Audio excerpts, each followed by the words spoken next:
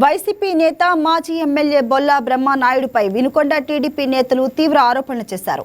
తప్పు చేయనప్పుడు బ్రహ్మనాయుడు ఎందుకు పరారయ్యారని ప్రశ్నించారు. బ్రహ్మనాయుడు అక్రమాలను వైసీపీ నేతలు సమర్థించడం సరికాదన్నారు. భూమి కొనుగోలు అగ్రిమెంట్లో పేరు లేనంత మాత్రాన తమకు సంబంధం లేదనడం హాస్యాస్పదమన్నారు. 100 కోట్ల విలువైన గండిపేట భూమి డీల్కు బ్రహ్మనాయుడు బ్యాంక్ అకౌంట్ నుండి డబ్బులు వెళ్లాయి అన్నారు. తెలంగాణ ప్రభుత్వం చర్యలు తీసుకుంటే ఏపీ ప్రభుత్వం కక్ష సాధింపు చర్యలకు దిగిందని వైసీపీ నేతలు అనడం సరికాదన్నారు. మరి ఆయన గత 3 రోజుల నుంచి వినుకొండ అనేటువంటిది 2 తెలుగు రాష్ట్రాల్లో మరి వినపడతా. దానికి కారణం హైదరాబాద్లోని గండిపేట సర్వే నంబరు 18లో 10 ఎకరాల ప్రభుత్వ భూమిని ఈ వినుకొండ కాన్స్టిట్యున్సీకి మరి ఎమ్మెల్యేగా చేసినటువంటి ఇవాళ వైసీపీ పార్టీలో మరి జిల్లా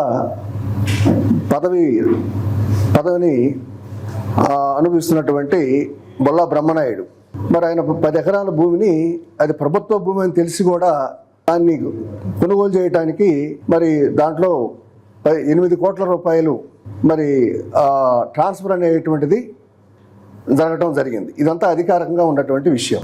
శేర్లింగంపల్లి డీసీపీ గారు ఇవన్నీ కూడా మరి ప్రజలకు అర్థం కట్టినట్టుగా అందరూ కనిపించేట్టుగా చెప్పడం అనేటువంటి జరిగింది. అయితే నిన్న వైసీపీ పార్టీ కార్యాలయంలో అక్కడ ఉన్నటువంటి నాయకులు మాట్లాడారు. దీని వెనకాల స్థానిక ఎమ్మెల్యే జీవి ఆంజనేయ గారి యొక్క హస్తం ఉంది, లోకేష్ గారి యొక్క హస్తం ఉంది అని చెప్పి మాట్లాడటం జరిగింది. ఇది చాలా దుర్మార్గమైనటువంటి విషయం. ఎందుకంటే ఒక పక్క పోలీసు వారు ఇప్పటికే ఆ కేసులో 5గురిని అరెస్ట్ చేశారు. మరి మిగతా ముద్దాయిల కోసం బ్రహ్మనాయుడు గారితో సహా మిగతా ముద్దాయిల కోసం మరి వెతుకుతా ఉన్నారు. వైసీపీ నాయకులు, వైసీపీ మాజీ ఎమ్మెల్యే బొల్లా బ్రహ్మనాయుడు అతను చేసిన నేరాలని ఎక్కడ కప్పిపుచ్చుకోవాలి, ఎట్లా దాచిపెట్టుకోవాలి, ఎట్లా బయటికి రాకుండా చేయాలని ఒక పెద్ద ఎపిసోడ్ నడిపిస్తూ ఆ ఎపిసోడ్ని వాళ్లే పెద్దలకు సాగుతుంది. సిగ్గులేనమ్మా మొగుడు పెళ్ళికి వెళ్ళిందంట. తప్పు చేసింది నువ్వు, తప్పు స్పష్టంగా కనపడతా ఉంది. ఒక ప్రక్క ఆంధ్రప్రదేశ్ అయితే మీరు ప్రతిపక్షంలో ఉన్నారనో, బ్రహ్మనాయుడు గతంలో ఇక్కడ ఎమ్మెల్యే గుండి పెద్ద తోపులాగా పనిచేసిండనో, లేకపోతే ప్రతిపక్షం మీద బురదల్లాలనో మీరు ఒకవేళ లేనిపోయిన నిందలేస్తే ప్రజలు కూడా కొంత ఆలోచించేవాళ్ళు. అసలు ఈ కేసుకి, మీరు చేసిన కబ్జాకి, మీరు కట్టినటువంటి డబ్బులకి ఆంధ్రప్రదేశ్కి కానీ, తెలుగుదేశం ప్రభుత్వానికి కానీ, లేకపోతే ఇక్కడ ఉన్నటువంటి ప్రజలకు కానీ, ఇక్కడ ఉన్నటువంటి రాజకీయ పార్టీలకు కానీ ఎలాంటి సంబంధం లేదు. ఇది ఎక్కడి నుంచి వచ్చింది న్యూస్? తెలంగాణలో మీరు గండికోటలో అన్యాక్రాంతంగా అసైన్డ్ ప్రభుత్వ భూమిని తక్కువ ధరకి, ఎందుకంటే ఇలా చేయటం అనేది బొల్లా బ్రహ్మనాయుడికి వెన్నతో పెట్టిన విద్య.